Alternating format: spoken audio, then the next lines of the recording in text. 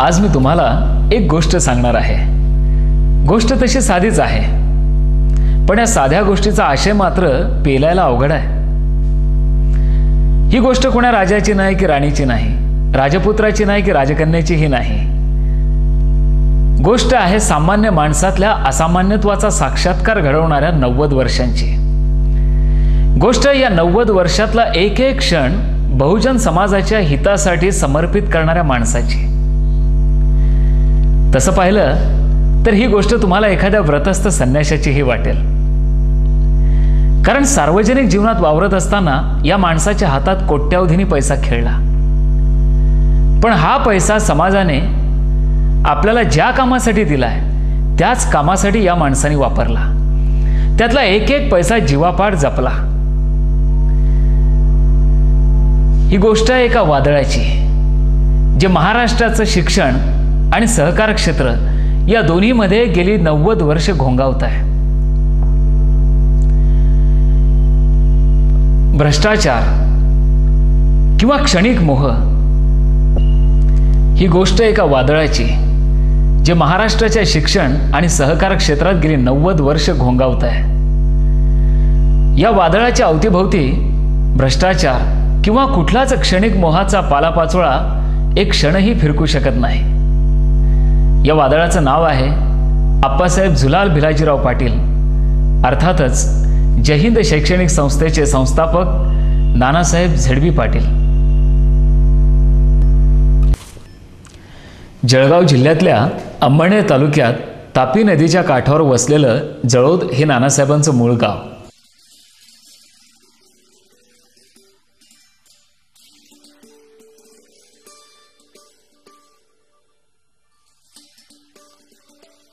नानासाहेबांचे वडील भिलाजीराव साळुंखे आणि आई सीतादेवी साळुंखे याच गावात राहत।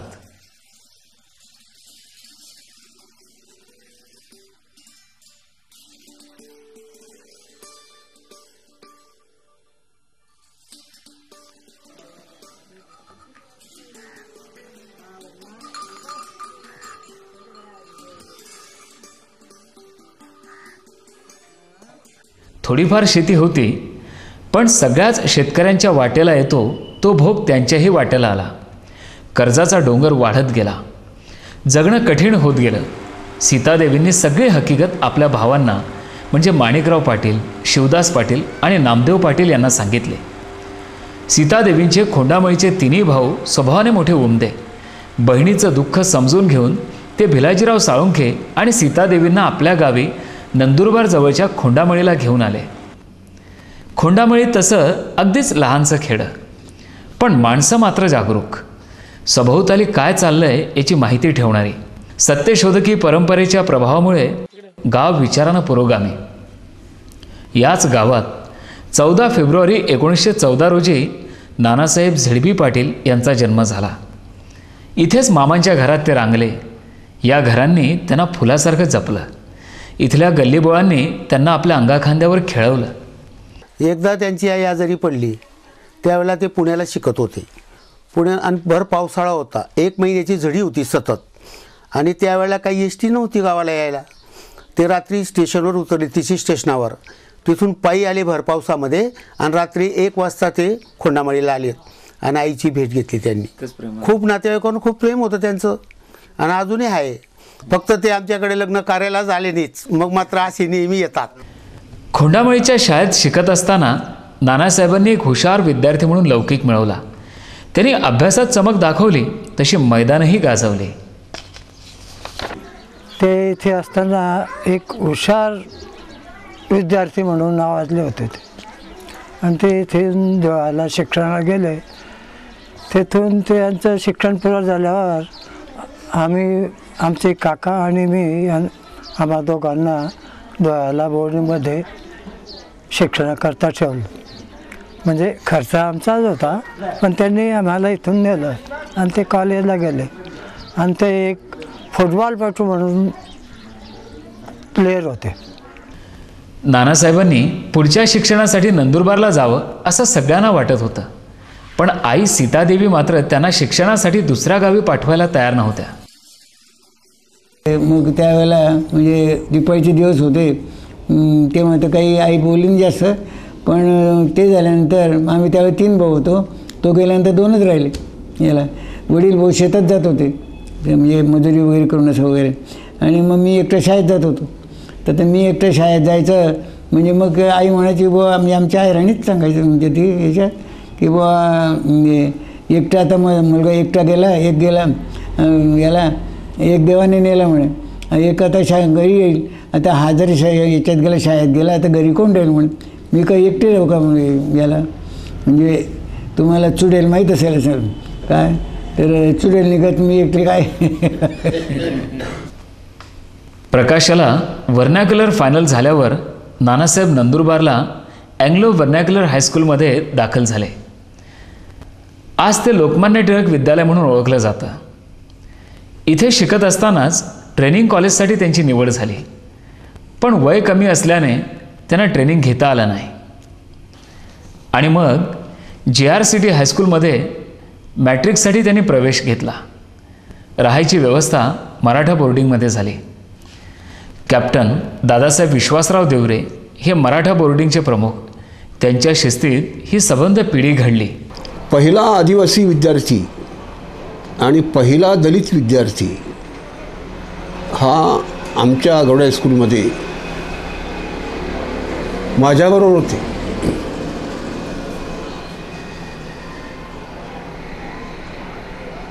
आणि ही जी मुलं यायची, त्यांना जरी मराठा बोर्डिंगमधले जे कार्यकर्ते कर्मचारी असायचे, ते खेड्यामध्ये फिरून धान्य गोळा करून आणायचे.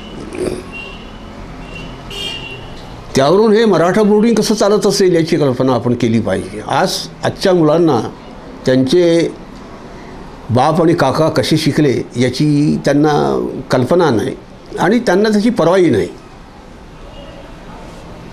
आणि त्यांना ती पर्वा राहू नये असं त्यांचे आत्ताचे जे काही ब्राह्मणेतर पालक आहे ते सुद्धा बघतात. माणसाने वर जावं, दरीकडे पाहू नये, हा एकूणच दृष्टिकोन आज जास्त बळावतो आहे कमर्शियल वातावरणामध्ये. वाराने लावलेलं असल्यामुळे ती जेवायला आमच्याकडे यायची. हा त्यांचा आणि आमचा आलेला संबंध.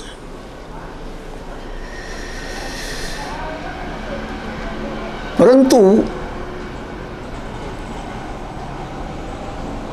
त्यांना आमच्या कुटुंबामध्ये जे प्रेम मिळालं,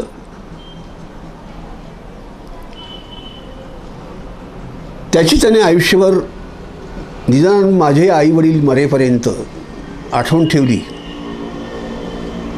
आणि दसरा वगैरे दिवाळीसारखा कुठला सण असला की ते आवर्जून पाया पडायला यायचे.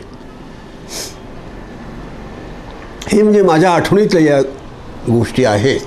मराठा बोर्डिंगमध्ये असलेल्या शेतकरी शेतमजुरांच्या सुखदुःखाशी त्यांची नाळ जोडली. मॅट्रिक झाल्यावर 1938 साली पुण्याच्या फर्ग्युसन कॉलेजमधून नानासाहेबांनी संस्कृत विषय घेऊन BA ऑनर्स केलं. पुण्यालाच LLB केलं आणि धुळ्यात वकिली व्यवसायास प्रारंभ केला. वकिली करत असतानाच धुळे लोकल बोर्डात चीफ ऑफिसर म्हणून नानासाहेबांची निवड झाली. शासकीय यंत्रणेची उदासीनता त्यांच्या संवेदनशीलतेला मानवणारी नव्हतीच, म्हणून त्यांनी शासकीय नोकरी सोडली. सत्यशोधक समाजाच्या प्रखर विचारधारेचा अंगीकार केला असल्याने त्यांनी 12 जून 1941 रोजी कॅप्टन विश्वासराव देवरे यांच्या कन्येशी सत्यशोधक पद्धतीनं लग्न केलं. लग्न झालं त्यांचं मराठा बोर्डिंगमध्ये. मी त्यावेळेला लहानच होतो, दुसरीत होतो मी, आणि मी पण त्यांच्या लग्नाला गेलो होतो. त्यावेळेला साधं लग्न झालं त्यांचं, बिलकुल म्हणजे खिचडीवर जेवण दिलं त्यांनी लोकांना. महात्म्यांच्या संसाराच्या कल्पना आपल्या कुटुंबापुरत्या मर्यादित नसतात. त्या काळात ब्रिटिशांची जुलमी राजवट उलथून टाकण्यासाठी देशभर लढा सुरू होता. 1944 साली चिमठाण्याजवळ 5.5 लाखाचा खजिना लुटण्यात त्यांनी क्रांतिकारकांना मदत केली. त्यासाठी तुरुंगवासही भोगला. देश स्वतंत्र झाल्यावर स्वातंत्र्य सैनिकाचं मानधन मात्र त्यांनी नाकारलं. 1948 साली आपल्या विचारधारेला जवळचा म्हणून शेतकरी कामगार पक्षात प्रवेश केला. 1956 साली एप्रिलमध्ये आलो. त्यावेळेला नानासाहेब या शिवाजी विद्याप्रसारक संस्थेचे खजिनदार होते. त्यामुळे माझा पहिला पगार ज्या वेळेला पगारपत्रक ज्या वेळेला झालं त्यावेळेला मेमध्ये मला त्यांच्याकडं पहिल्यांदा जाण्याचा योग आला. त्यावेळेला मला असं कळलं की ते शेतकरी कामगार पक्षाचे एक कार्यकर्ते होते आणि मी देखील शेतकरी कामगार पक्षाच्या फाउंडर मेंबरपैकी एक आहे. आणि आमच्या दोघांच्या निष्ठेबाबतचा एक प्रश्न असा आहे की त्यानंतर आम्ही कुठल्याही दुसऱ्या पक्षामध्ये गेलो नाही.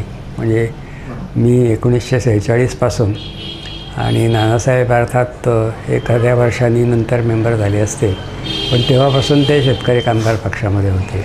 स्वातंत्र्योत्तर भारतातल्या राजकारणाची गणितं सोडवणं नानासाहेबांसारख्या साध्या, सज्जन आणि तत्वनिष्ठ माणसांच्या आवाक्या पलीकडचंच आहे. म्हणून 1952 आणि 1967 सालची लोकसभेची निवडणूक असो वा 1962, 1972 आणि 1978 सालची विधानसभेची निवडणूक असो, नानासाहेबांचा जय होऊ शकला नाही. असे पराभव अर्थातच व्यक्तींचे नसतात, तर समाजातल्या नीतिमूल्यांचा आणि चांगुलपणाचाही तो पराभव असतो. सत्तेसाठी नानासाहेबांनी कधीही आपल्या तत्वांना मुरड घातली नाही. लोकांशी संपर्क असलेल्या विभागात किंवा क्षेत्रात मी गेली तसं 45 वर्ष वावरतो आहे. अनेक कार्यकर्ते पाहिलेत, लोक पाहिलेत, पण आपल्या तत्वाशी आणि आपल्या बांधिलकी, आपली जी काही मतं आहेत यांच्याशी त्यांची जी काही बांधिलकी आहे मी जगावेगळी पाहिली. असा एकमेव माणूस पाहिला की ज्याने कधीही आपल्या मताशी आणि तत्वाशी तडजोड केलेली नाही. सहकार क्षेत्राला तर नानासाहेबांचं फार मोठं योगदान आहे. धुळे जिल्हा कृषी उत्पन्न बाजार समिती, पश्चिम खानदेश भूतारण बँक, धुळे सहकारी खरेदी विक्री आणि प्रक्रिया सोसायटी, धुळे जिल्हा मध्यवर्ती सहकारी बँक, सहकारी ग्राहक भांडार, महाराष्ट्र राज्य कोऑपरेटिव्ह हाऊसिंग फायनान्स यासारख्या सहकारी संस्थांमध्ये चेअरमन, संचालक अशा विविध पदांवर त्यांनी काम केलं. ते स्वतः गृहनिर्माण मंडळात होते 3 वर्ष. अत्यंत उत्तम कारभार केला. त्यांना एक नया पैशाची देखील हेराफेरी चालत नाही. अशीही कार्यकर्ते मंडळी बहुजन समाजात जर आणखी मोठ्या संख्येने असती तर आज सहकार क्षेत्रावर जे नाना रीतीचे आरोप केले जातात ते कदाचित केले गेले नसते. म्हणून सहकाराच्या बाबतीत देखील ते अत्यंत कठोर आहेत. शिक्षण क्षेत्राच्या बाबतीत देखील ते कठोर आहेत. राजकीय कारणाच्या बाबतीत देखील कार्यकर्त्यांनी शुद्ध राहिलं पाहिजे हा त्यांचा कटाक्षानं आग्रह आहे. सहकार क्षेत्रात कार्यरत असतानाही धुळे शहरात शैक्षणिक वातावरण निर्माण करण्याचे नानासाहेबांचे प्रयत्न सुरूच होते. 1940 पासून श्री शिवाजी विद्याप्रसारक संस्थेच्या स्थापनेपासून तिला घडवण्यात आपल्या आयुष्यातली मोलाची वर्षे त्याने दिलीत. याच दरम्यान जय हिंद कोऑपरेटिव्ह हाऊसिंग सोसायटीची स्थापना झाली. आता या धुळे शहरात शेकड्याने हाऊसिंग सोसायटी आहेत, पण 50 वर्षापूर्वी ह्या जय हिंद हाऊसिंग सोसायटीची स्थापना केली आणि तिथं ह्या अशा प्रकारचे 216-15 प्लॉट्स 5-5 हजार चौरस फुटाचे अतिशय आखीव रेखीव रस्ते, मधल्या मागच्या बाजूच्या सांडपाण्याच्या बोळ सोडून इतकं उत्तम उदाहरण आता 50 वर्षानंतर आजच्या नवीन काळातसुद्धा आपल्याला मिळत नाही आहे. म्हणजे 50 वर्षापूर्वी ह्या हाऊसिंग सोसायटीची स्थापना करत असताना त्यांना पुढच्या 50 वर्षापूर्वीचा पुढचा दृष्टिकोन होता हा आज नवीन पुढच्या लोकांनासुद्धा आपल्याला दिसत नाही आहे. शिवाजी विद्याप्रसारक संस्थेतून मतभेद होऊन नानासाहेब बाहेर पडले ते एक दर्जेदार शिक्षण संस्था स्थापन करण्याचा विडा उचलूनच 1966 मध्ये जय हिंद एज्युकेशन ट्रस्टची त्यांनी स्थापना केली. एका जुन्या लहानशा घरात जय हिंद बालमंदिर आणि जय हिंद मराठी शाळा सुरू झाली. धुळ्याच्या शैक्षणिक इतिहासात एका नव्या पर्वाला सुरुवात झाली. 1971 साली जय हिंद हायस्कूल आणि 1975 साली जय हिंद ज्युनियर कॉलेजची स्थापना झाली. नानासाहेबांचं मार्गदर्शन आणि शिक्षकांचं समर्पण यामुळे जय हिंद हे एका संस्थेच्या नावापेक्षाही एका विश्वासाचं नाव बनलं. न्हावी गुरुजी, चव्हाण गुरुजी आणि कुंभार गुरुजी यांना शिक्षकी पेशातलं मानदंडच मानलं नानासाहेबांनी. स्वाभाविकच शिक्षकांच्या कष्टाळू वृत्तीमुळे संस्थेची भरभराट होत गेली. शिक्षकांच्या नेमणुका करताना गुणवत्ता हाच निकष मानला. त्यामुळे अनेक नातेवाईकांची नाराजी ओढवून घेतली. तरीही नानासाहेबांविषयी त्यांच्या मनात कटुता नाही. शहराचा वाढता विस्तार लक्षात घेता वरिष्ठ महाविद्यालयाची गरज भासू लागली. 1982 साली जय हिंद कला, विज्ञान आणि वाणिज्य महाविद्यालय स्थापन झालं. या महाविद्यालयासाठी तत्कालीन मराठवाडा विद्यापीठात प्राध्यापक असलेले डॉक्टर NK ठाकरे यांना प्राचार्य पदासाठी नानासाहेबांनी आमंत्रित केलं. त्यांच्या शिक्षण संस्थेचा मान मराठा केवढा वाटवला. त्यांच्याच प्राचार्यांना उत्तर महाराष्ट्र विद्यापीठाचं कुलगुरुपद मिळालं. हा फार मोठा मान आहे असा मी समजतो. आता प्राचार्य KB पाटील आहेत, ते उत्तर महाराष्ट्र विद्यापीठाचे रजिस्ट्रार म्हणून गेलेले ते. हा सुद्धा फार मोठा मान आहे. प्रिन्सिपल नेमताना देखील त्यांच्या बाबतीत ते तडजोड करीत नाहीत. कारण आदर्श प्रिन्सिपल असेल तर ते कॉलेज चांगलं चालेल ना. उत्तम शैक्षणिक वातावरणामुळे थोड्याच कालावधीत जय हिंद महाविद्यालयानं आपली वेगळी ओळख निर्माण केली. पुढे डॉक्टर NK ठाकरे उत्तर महाराष्ट्र विद्यापीठाचे संस्थापक कुलगुरू झालेत. नानासाहेब विद्यापीठाच्या व्यवस्थापन परिषदेवर निवडून आलेत. विद्यापीठाच्या निर्णय प्रक्रियेत केंद्रस्थानी राहूनही त्यांनी कधीही पदाचा दुरुपयोग केला नाही. पण मला सांगायला आनंद वाटतो की ज्या काही जास्त कमी गोष्टी विशेषतः प्रवेशाच्या बाबतीत महाविद्यालयात जेवढी क्षमता असायची त्याच्यापेक्षा इतकी गर्दी असायची की थोड्या जास्त प्रवेश हे महाविद्यालयातल्या काही तुकड्यांमध्ये दिले जायचे, विशेषतः विज्ञानात. तर अशा वेळेला आम्ही जे काही कडक नियम केलेले होते त्या नियमानुसार आम्ही जय हिंद महाविद्यालयालाही दंड केलेला आहे. आणि त्या दंड करण्याच्या ठरावाला नानासाहेबांचाही पाठिंबा असायचा. म्हणजे संस्था चालक म्हणून कार्यकारी परिषदेवर मी आहे म्हणून फायदे लुटणारे, फायदे करून घेणारे संस्था चालक कुठे. आणि एक नियम केला, त्या नियमाच्या याच्यात आपली संस्था पण येते आणि म्हणून त्या नियमानुसार दंड द्यायलाही तयार होणारे ही जय हिंद शैक्षणिक संस्था कुठे, हे लोकांना मला वाटतं कळलं पाहिजे. मुंबई पुण्याच्या तोडीची शिक्षण संस्था खानदेशात उभी करण्यासाठी त्यांनी अहोरात्र परिश्रम घेतले. शाळा महाविद्यालयांच्या इमारती बांधतानाही कॉन्ट्रॅक्ट न देता स्वतः देखरेख ठेवली. बघा, त्यांना जर कोणी विचारलं तर परवाही अमरीशभाई म्हणले की बाहेर शाखा काढाव्यात.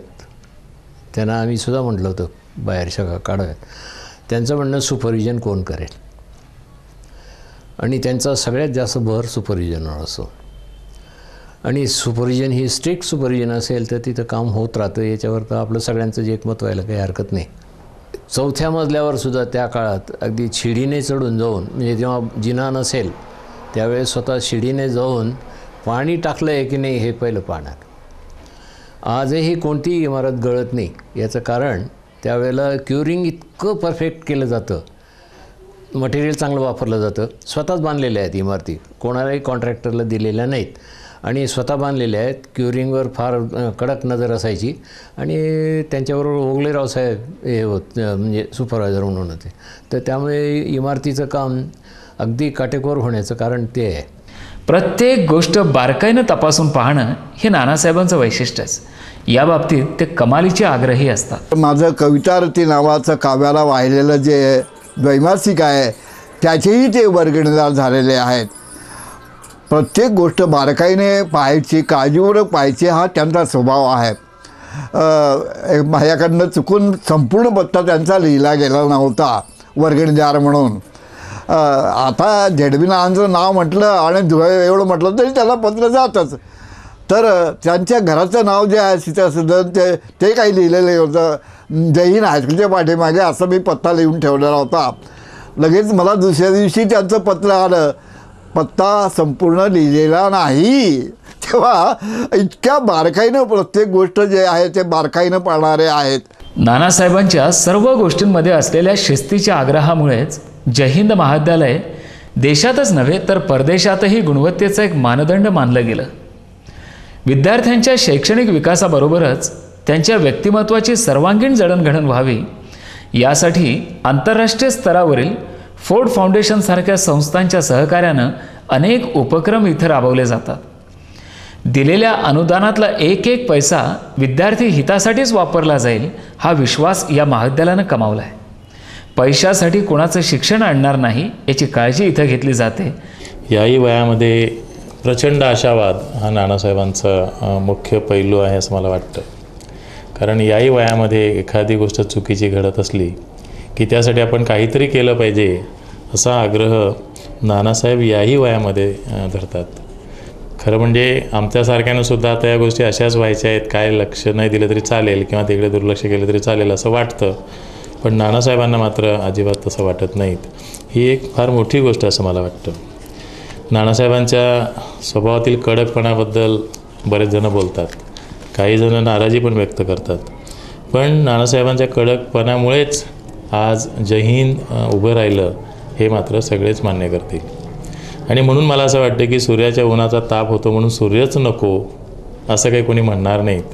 आणि म्हणून नानासाहेबांच्या स्वभावामुळे नाराजी व्यक्त करणं हे मला असं वाटतं की हे बरोबर नाही आहेत. आणि नानासाहेबांनी खऱ्या अर्थाने धुळे शहराला शैक्षणिक चेहरा जय हिंदच्या रूपाने दिला. आणि त्यात जरी इतरांचा त्यांच्या सहकार्याचा सहभाग असला तरी खऱ्या अर्थाने एक हाती ही संस्था नानासाहेबांनी उभी केली हेही मला असं वाटतं की मान्य करायला कोणाची हरकत नसावी. नानासाहेब हे एका ध्येयवादी पिढीचे प्रतिनिधी आहेत. स्वप्न आणि वास्तवातलं अंतर मिटवण्यासाठीच यांची धडपड असते.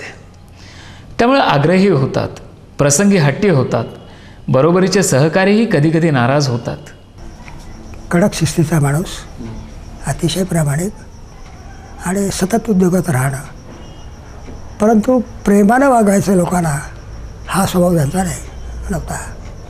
नानासाहेबांचा हट्ट हा बहुजनांच्या मुलामुलींना दर्जेदार शिक्षण मिळावं यासाठीच असतो. सर्वसामान्य माणसांच्या मुलामुलींनी शिकून शहाणं व्हावं, त्यांनी मोठमोठ्या हुद्द्यांवर काम करावं आणि आपल्या देशाची सेवा करावी अशीच त्यांची भावना असते. पारंपरिक विषयांसोबतच विद्यार्थ्यांना अत्याधुनिक तंत्रज्ञानाची ओळख व्हावी यासाठी सर्व सुविधा त्यांनी उपलब्ध करून दिल्यात. जय हिंदच्या सर्व शाखा गुणवत्तेच्या बाबतीत सर्वात आघाडीवर असाव्यात अशीच नानासाहेबांची इच्छा असते. कोणी येणार किती मार्क मिळेल तेव्हा त्या बक्षिसांना फारसं महत्त्व नाही. ते विद्यापीठात बक्षीस मिळतात ते जास्त महत्त्वाचं आहे. आणि म्हणून मी अशी इच्छा प्रदर्शित करतो की विद्यापीठातील जे बक्षीस आहेत ती सगळी आपल्याच कॉलेजला मिळाली पाहिजे. इतर कॉलेजना फक्त त्यांच्या कॉलेजचीच बक्षीस ठेवायची अशी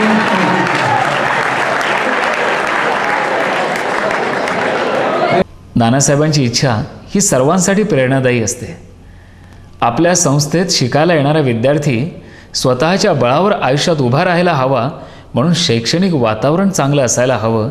ते अधिकाधिक निकोप निर्मळ राहील यासाठी नानासाहेब संचालक मंडळाच्या सहकाऱ्यांपासून ते शिक्षक विद्यार्थी यांच्याशी सतत संवाद साधत असतात.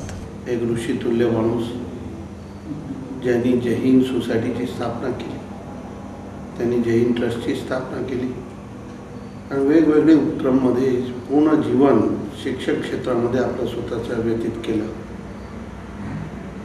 जिल्ह्यामध्ये मला असं वाटतंय ज्यापर्यंत माझ्या नॉलेजमध्ये असा व्यक्ती आजपर्यंत झालाही नाही आणि पुढे होणार बी नाही. 90 वर्ष झाले आणि 90 वर्ष होऊन मी अजूनही जय हिंदमध्ये रोज सकाळी 4 तास द्यायचे, संध्याकाळी 4 तास द्यायचे. पूर्ण जीवन ज्यांनी आपल्या स्वतःच्या शिक्षण क्षेत्रामध्ये नवीन पिढी बनवायला, त्यांच्या दोघे पावावर उभा राहायची ताकद देण्यासाठी आणि धुळे जिल्ह्यामधली कितीतरी हजारो नवयुवकांना त्यांनी अशी शिक्षा दिली ज्याच्यामुळे ते आज अमेरिकेत आहे, फॉरेनमध्ये कितीतरी मुलं आहे, कितीतरी मुलं डॉक्टर झाले, इंजिनियर झाले आणि ते जय हिंद ट्रस्टची ही परंपरा त्यांच्यामुळे होती आणि त्यामुळेच हे सगळं घडलं. शैक्षणिक, सामाजिक सहकार क्षेत्रात सगळीकडे पडझड सुरू असतानाही नानासाहेब आणि त्यांचा जय हिंद परिवार मात्र भविष्याबद्दल आशावादी आहे. वयाच्या 90व्या वर्षीही नानासाहेब कुटुंबियांमध्ये असतानाही समाजाचाच विचार करत असतात. एक ज्ञान तपस्वी शिक्षण महर्षी म्हणून ओळखतात, परंतु मला नानासाहेबां त्याहीपेक्षा त्यांच्यामध्ये एक फार मोठा समाजसुधारक दिसतो. त्यांचा खरा पिंड तो आहे आणि समाजाला सुधारण्याचं शिक्षण हे अत्यंत प्रभावी माध्यम आहे या जाणीवेतनं त्यांनी कार्य केलं आणि त्या जाणीवेतनं जय हिंदची निर्मिती केली आणि आजही जय हिंदचे ते प्राणवायू आहेत. म्हणूनच नानासाहेब झेडपी पाटील हे केवळ एखाद्या शिक्षण संस्थेच्या चेअरमनचं नाव नाही, ते एका संस्काराचं आणि एका संवेदनशीलतेचं नाव आहे. मग ते नेताजींच्या जय हिंदमध्ये आलेलं राष्ट्रप्रेम असो की गुणवत्तेच्या आग्रहातून बहुजनांविषयीची कळकळ असो. मित्र, गोष्ट इथं संपलेली नाही. खरं तर गोष्टीला इथून सुरुवात होते. गोष्ट सामान्य असली की तिला आदी असतो, मध्य असतो आणि अंतही असतो. पण ही गोष्टच असामान्य असल्यामुळे हिला आदी आहे, मध्य आहे, पण अंत कोणालाही सांगता येणार नाही. नानासाहेबांनी इथपर्यंतची गोष्ट आपल्याला सांगितली, त्यातल्या सगळ्या खाचखळग्यांसहित, वाटावळणांसहित. यापुढची गोष्ट मात्र आपल्याला घडवावी लागणार आहे, येणाऱ्या पिढ्यांना सांगता यावी यासाठी.